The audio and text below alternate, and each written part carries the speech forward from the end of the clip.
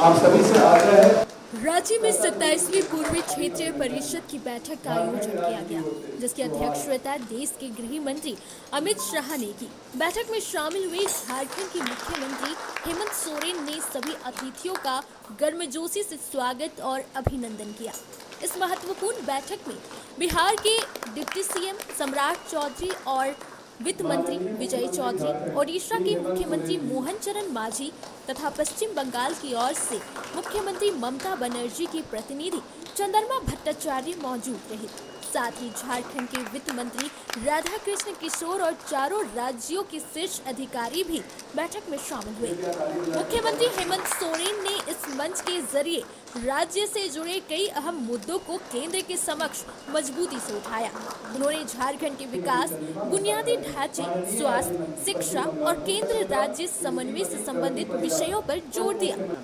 बैठक के दौरान गृह मंत्री अमित शाह ने कहा कि मोदी सरकार हर परिस्थिति में राज्यों के साथ दृढ़ता से खड़ी है। हमारा उद्देश्य राज्यों को हर संभव सहयोग देना है। उन्होंने यह भी जानकारी दी कि बाढ़ और भूस्खलन से प्रभावित असम, मणिपुर, मेघालय, मिजोरम, केरल और उत्तराखंड जैसे राज्यों के लिए केंद्र सरकार ने 1067.80 करोड़ रुपए की सहायता राशि SDRF के अंतर्गत स्वीकृत की है। इसके अलावा गृह मंत्री ने यह भी बताया कि वर्ष 2025 में अब तक 19 राज्यों को SDRF, NDRF से 8,000 करोड़ रुपए से अधिक की राशि प्रदान की जा चुकी है। उन्होंने यह भी स्पष्ट किया कि NDRF सेना और वायु सेना की तैनाती सहित सभी आवश्यक रसद सहायता केंद्र सरकार की प्राथमिकता रही है।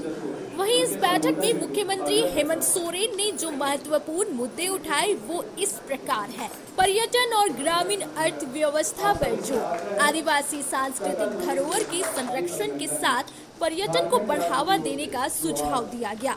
MSME के माध्यम से रोजगार सृजन और ग्रामीण अर्थव्यवस्था में मजबूती लाने की बात कही गई। मैया सम्मान योजना के तहत 18 से 50 वर्ष की महिलाओं को 2500 रुपए मासिक सहायता देने की योजना का जिक्र किया गया। खनन और राजस्व संबंधी मांगे, कोल कंपनियों से 1.40 लाख करोड़ रुपए की बकाया राशि की शीघ्र वसूली की मांग की गई। DMFT नीति में संशोधन और PSU में स्थानीयों को प्राथमिकता देने की मांग रखी गई। बंद पड़ी खदानों के सुरक्षित बंदीकरण, माइंस क्लोजर पर जोर दिया गया। शिक्षा और स्वास्थ्य पर विशेष ध्यान, ट्राइबल यूनिवर्सिटी की स्थापना के लिए केंद्र से सहयोग की अपील की गई। रिम्स 2 और नए मेडिकल कॉलेजों की स्थापना में केंद्र सरकार से भागीदारी की उम्मीद जताई गई। SC, ST, OBC छात्रों के लिए छात्रवृत्ति योजनाओं में विस्तार और केंद्र की सहायता की मांग की गई। कनेक्टिविटी और अधोसंरचना विकास पर फोकस, साहिबगंज रांची एक्सप्रेसवे और रांची मेट्रो परियोजना का प्रस्ताव दिया गया। रेलवे नेटवर्क के विस्तार और लंबित योजनाओं को जल्द पूरा करने की अपील की गई। राम रेखा धाम को रामायण सर्किट और बौद्ध स्थलों को बौद्ध सर्किट से जोड़ने की मांग की गई। गरीबी उन्मूलन और सामाजिक सहायता योजनाएं, प्रधानमंत्री आवास और मनरेगा की मजदूरी दरें महंगाई के अनुरूप बढ़ाने का अनुरोध किया गया। पेंशन योजनाओं में केंद्र का अंशदान 1,000 रुपए मासिक करने की अपील की गई। गरीब परिवारों के लिए 15 लाख तक का स्वास्थ्य बीमा कवर देने की योजना रखी गई। पर्यावरण और जल प्रबंधन, दामोदर नदी को नमामि गंगे योजना में शामिल करने की मांग की गई। सिंचाई परियोजनाओं के लिए केंद्र से साझेदारी की अपेक्षा जताई गई। संवैधानिक अधिकार और संघीय ढांचे पर चिंता, CBA एक्ट में संशोधन का विरोध किया गया और खनन के बाद भूमि का नियंत्रण राज्य को देने की अपील की गई।